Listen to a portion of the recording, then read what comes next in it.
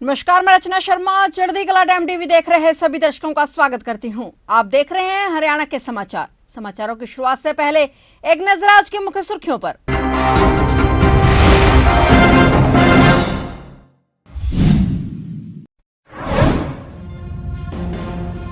नए thermal power plant का कार्य जल्द होगा शुरू। High power workers purchase committee की बैठक में बोले सीएम। 100 करोड़ घोटाले की मास्टरमाइंड लग्जरी लाइफ की शौकीन। हरियाणा से रिश्वत का पैसा बहन को कनाडा में भिजवाया। दुबई शिफ्ट होने वाली थी घोटाले की मास्टरमाइंड।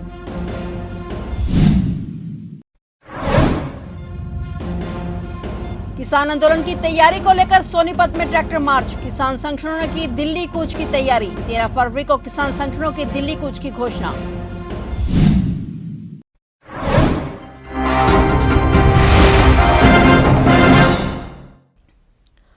और अब समाचार विस्तार से। मुख्यमंत्री मनोहर लाल की अध्यक्षता में हुई high power workers purchase committee की बैठक में 800 मेगावाट यूनिट की क्षमता का नए लगने वाले Deenbandhu Chhoturam thermal power plant Yamunanagar को बनाने के लिए टेंडर का कार्य भारत हैवी इलेक्ट्रिकल्स लिमिटेड को 6900 करोड़ रुपए में देने की अनुमति प्रदान की गई। BHEL इस कार्य को 57 महीने की समयावधि में पूरा करेगी और इस प्लांट में अल्ट्रा सुपर क्रिटिकल यूनिट लगेगी, जबकि अभी तक सब क्रिटिकल यूनिट लगे हुए हैं। यह पहले लगे यूनिट से 8% ज्यादा क्षमता के हैं। इसमें कोयले की खपत कम होगी और बिजली सस्ती बनेगी। इस परियोजना से हरियाणा के नागरिकों के लिए निर्बाध बिजली की व्यवस्था सुनिश्चित करने में मदद मिलेगी। साथ ही प्रदूषण को नियंत्रण करने के लिए सभी उपकरण लगाने का प्रावधान किया गया है।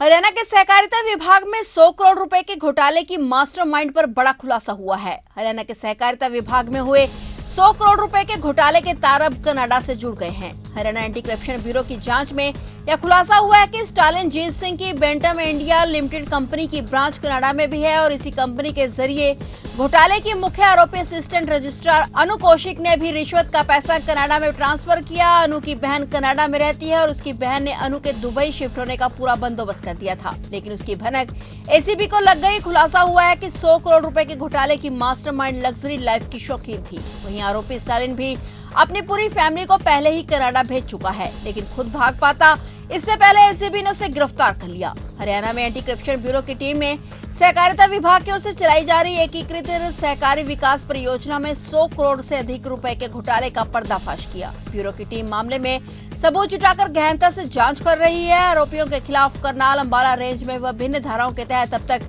11 केस दर्ज किए गए हैं। अंबाला में ओलावृष्टि के कारण सरसों और गेहूं की फसल को भारी नुकसान हुआ है, जिसके चलते किसानों को समस्या का सामना करना पड़ रहा है। वहीं कृषि विभाग ने अपना ओलावृष्टि से प्रभावित हुई फसलों का सर्वे किया, जिससे सामने आया कि जिले में 23,485 एकड़ गेहूं की फसल प्रभावित हुई है, तो वहीं सरसों की 3,760 एकड़ फसल प्रभावित है। अगर कृषि विभाग के आंकलन के देखें तो गेहूं में 22,000 एकड़ में 26 से 50% तक का नुकसान हुआ है। ओलावृष्टि का अधिकतर प्रभाव शाहजहांपुर और नारायणगढ़ क्षेत्र में अधिक हुआ है। गौरतलब है कि हाल ही में जिला अंबाला में भारी बरसात के साथ साथ ओलावृष्टि भी हुई थी, जिसके कारण गेहूं और सरसों की फसल प्रभावित हुई। किसानों को भारी नुकसान हुआ। देश में एक बार फिर से किसान आंदोलन की सुगबुगाहट तेज हो गई है। भारतीय किसान नौजवान यूनियन की तरफ से खरोखोदा में मार्च निकाला गया। किसान दिल्ली कूच से पहले रिहर्सल करके तैयारी देख रहे हैं। 13 फरवरी को विभिन्न किसान संगठनों ने दिल्ली कूच की घोषणा कर रखी है। किसान संगठनों ने स्पष्ट किया है कि सरकार ने 13 फरवरी तक उनकी मांगे पूरी नहीं की तो वह हर हालत में दिल्ली के जंतर मंतर पर प्रदर्शन करेंगे। इसकी तैयारियां तेज कर दी गई हैं। हरियाणा सरकार और कर्मचारी चयन आयोग को पंजाब हरियाणा हाईकोर्ट ने बड़ी राहत देते हुए ग्रुप सी के 20,000 पदों की भर्ती का रास्ता साफ कर दिया था। इसके बाद हरियाणा कर्मचारी चयन आयोग ने विभिन्न विभागों में 59 श्रेणियों के ग्रुप सी पदों के लिए परिणाम की घोषणा कर दी है। पंजाब हरियाणा हाईकोर्ट से नौकरियों के रिजल्ट घोषित करने पर लगी रोक हटने के बाद आधी रात को हरियाणा कर्मचारी चयन आयोग ने 59 श्रेणियों का रिजल्ट जारी कर दिया है। विभिन्न विभागों की इन भर्तियों में आयोग ने फाइनल रिजल्ट जारी करते हुए चयनित उम्मीदवारों को रोल नंबर ऑफिशियल वेबसाइट पर डाल दिए हैं और हरियाणा सरकार और कर्मचारी चयन आयोग को पंजाब हरियाणा हाईकोर्ट ने बड़ी राहत देते हुए ग्रुप सी के 20,000 पदों की भर्ती का रास्ता साफ कर दिया था। इसके बाद हरियाणा कर्मचारी चयन आयोग ने विभिन्न विभागों में 59 श्रेणियों के ग्रुप सी पदों के लिए परिणाम की घोषणा कर दी है। घरोंडा क्षेत्र में गांव अलीपुर के पास स्थित कृष्णा टेक्सटाइल फैक्ट्री में भीषण आग लग गई। आग लगने के बाद कर्मचारियों में अफरा तफरी मच गई। फैक्ट्री मालिक ने मौके पर पहुंचकर दमकल विभाग को सूचित किया और 3 सेंटर से दमकल की 7 गाड़ियां मौके पर पहुंची। आग पर काबू पाने का भरसक प्रयास किया गया, लेकिन फैक्ट्री में धागा, कपड़ों की कतरन और केमिकल में आग लगी होने के कारण आग पर काबू नहीं पाया जा सका। आग के बाद मौके पर अफरा तफरी का माहौल रहा। आग के सही कारणों का तो पता नहीं लगा, पर इस आगजनी में काफी नुकसान हो गया। फैक्ट्री मालिक ने बताया कि फैक्ट्री के ऊपर से बिजली की हाई वोल्टेज लाइन गुजर रही है, जिससे कोई बड़ा नुकसान भी हो सकता था। हिट एंड रन केस में 10 साल की कैद और 7 लाख जुर्माने को वापस लेने की मांग को लेकर जिले भर के ड्राइवरों की ओर से तहसीलदार कैथल के माध्यम से महामहिम राष्ट्रपति के नाम ज्ञापन सौंपा गया। उन्होंने कहा कि यदि सरकार ने कानून रद्द नहीं किया तो देश भर में 16 फरवरी 2024 को पूर्ण रूप से चक्का जाम कर आंदोलन को तेज किया जाएगा। वहीं उन्होंने कहा कि दुर्घटना में मृत्यु की स्थिति में ड्राइवर के आश्रितों को भी 20 लाख और अपंगता में 10 लाख मुआवजा मिले। इसके साथ ही उन्होंने और भी कई मांगे रखी।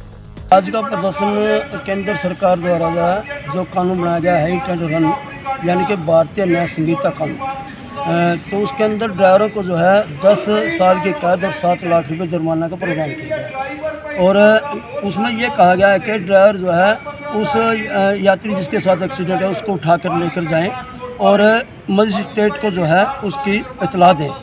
ये तो सही है, हम भी मानते हैं, लेकिन हम ये कहना चाहते हैं कि जिस टाइम अगर एक्सीडेंट होता है तो दूसरे जो लोग हैं, अन्य लोग जो उसको ही मार देते हैं ड्राइवर को, ये अन्याय है। हम ये कहना चाहते हैं ये कानून तो अगर ड्राइवर पर ये सवारी उठा कर लेके जाने की बात है, हम ले जाने तैयार हैं, लेकिन ये कानून उन पर लागू होना चाहिए कि ड्राइवर को कोई हाथ ना लगाएगा और उसका डर के अंदर ड्राइवर जो है भाग जाता है, तो ये उसकी मजबूरी है। कड़कड़ाती ठंड और शीतलहर के बीच भी पटवारी और कानूनगों ने विरोध प्रदर्शन जारी रखा है। पटवारियों ने विरोध प्रदर्शन कर नारेबाजी करते हुए कहा कि जब तक सरकार पे ग्रेड विसंगति दूर नहीं करती तब तक विरोध प्रदर्शन जारी रहेगा। पटवारियों ने लघु सचिवालय परिसर में धरना लगा रखा है। प्रधान दिलबाग सिंह ढुल ने कहा कि सरकार पटवारियों के साथ बेइंसाफी कर रही है। उन्होंने कहा कि सरकार अपना वादा पूरा करे ताकि आमजन का काम सुचारू हो सके। हमारी मांग है पे ग्रेड जो हमारे को 32,100 2016 से लागू करने के लिए हमारी मांग को मान लिया था और उसको मांग मानने के बाद वायदा खिलाफी सरकार ने उसको 1/1/2023 से लागू कर दिया। एक मांग हमारी ये है, दूसरी मांग हमारी ये है कि पटवारियों की स्थायी भर्ती की जाए और विभागीय परीक्षा नायब तहसीलदार की जल्दी से जल्दी ली जाए।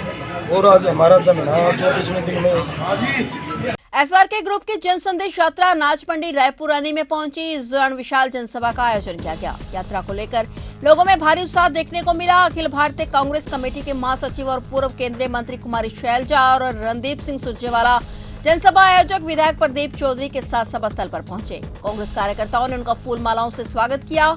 इस दौरान कुमारी शैलजा ने भाजपा सरकार को आड़े हाथों लिया। हर जगह हमें बहुत बढ़िया रिस्पांस मिला, पूरा रुझान है, क्योंकि आज के दिन लोग त्रस्त हैं, हर तरह से त्रस्त हैं। पूरे देश को आप देखोगे उस परिप्रेक्ष्य में देखो तो जो बेरोजगारी है, महंगाई है, और महंगाई से भी कोई भी वर्ग ऐसा नहीं है जो आज के दिन दुखी ना हो। लेकिन अगर हरियाणा के कोने कोने की हम बात करें, हर जगह सबसे बड़ा मुद्दा नजर आता है जो हमारी बहनें हमको कहती हैं, नौजवान कहते हैं कि जी नौकरी तो दिलवाओ, कोई नौकरी नहीं मिलती। शिक्षा के भी बुरे हाल हैं, स्कूल पे स्कूल बंद किए जाते हैं। ऐसा लगता है कि ये सरकार सब कुछ, पूरा देश, पूरा प्रदेश चंद निजी हाथों में ही बेचना चाहते हैं।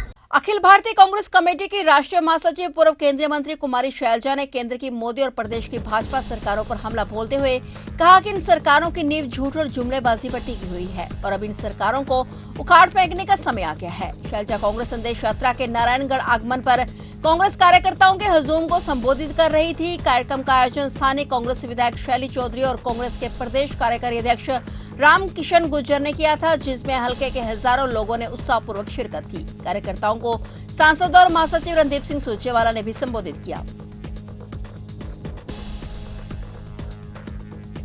सेंट विवेकानंद मिलेनियम विद्यालय के प्रधानाचार्य डॉक्टर पीयूष पुंज ने बताया कि सृजनोदय 2024 केवल एक मात्र प्रतियोगिता नहीं है, बल्कि बच्चों की अंतर्निहित प्रतिभा और कौशल को एक ज्ञानमय मंच देना है। कार्यक्रम का शुभारंभ विद्यालय के ध्येय स्वामी विवेकानंद को माल्यार्पण से हुआ और कार्यक्रम के मुख्य अतिथि सुशील सारवान उपायुक्त पंचकूला ने A1 ग्रेड प्रतिभागियों को मेडल और प्रशस्ति पत्र देकर सम्मानित किया। सृजनोदय 2024 में 530 बच्चों ने भाग लिया।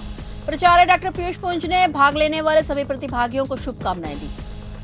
आज हम अपना 24वां सृजनोदय मनाने जा रहे हैं कि जिसमें कि विभिन्न स्कूलों के बच्चों को आमंत्रित हम करते हैं और 5 जो भाव जो है ना उनके माध्यम से उनको प्रोत्साहित करते हैं कि ताकि अपने आप की वो प्रस्तुतियाँ दें। तो जिसमें सबसे पहले आभासोदय, फिर भावोदय, फिर ज्ञानोदय, फिर कलाओदय, फिर प्राणोदय। तो ये सब जो है हमारा एक प्रोग्राम जिसको हमने नाम दिया हुआ सृजनोदय, कि सृजन करना बच्चों के अंदर इन सब भावों को जिसके माध्यम से फिजिकल, मेंटल, इमोशनल, सोशल और स्पिरिचुअल डेवलपमेंट उनकी हो।